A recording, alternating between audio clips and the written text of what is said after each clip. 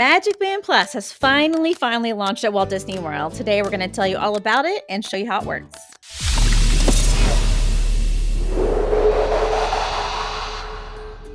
Before we show you some of the fun features of the new MagicBand Plus, let's get started with the basics. So MagicBand Plus is a Magic Band, but it has more features than the previous version. And because of that, it does cost more. It starts at $34.99 and goes up from there.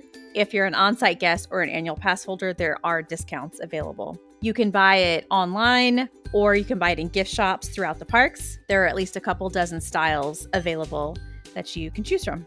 How does MagicBand Plus compare to the previous version of the Magic Band? Let's start with the similarities because they do have a lot in common. Both of these will still unlock your hotel door. They are both waterproof. They will allow you to link PhotoPass pictures that you take in the parks. They will allow you to enter their parks. They can be used as your park ticket.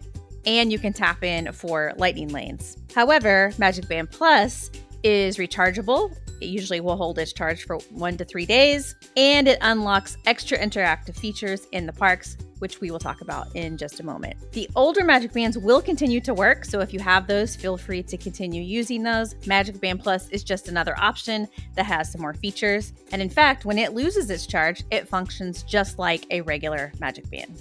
Let's say that you have purchased your MagicBand Plus and you are ready to get started. The first thing you'll need to do is power it on by pressing the button on the back and tapping to your phone. You'll be prompted to open the My Disney Experience app, and from there you will want to follow the instructions in the app to link your new MagicBand Plus to a guest. The app can be used to make sure the MagicBand Plus is charged and that the software is updated. The MagicBand Plus comes with a rechargeable battery and a 6-inch USB charging cable to keep the band going.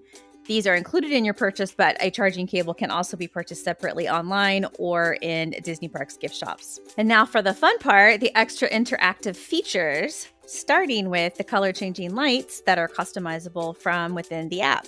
There are also haptic vibrations that you'll be able to feel at various times, gesture recognition, which means moving in a particular way to unlock functionality in the parks.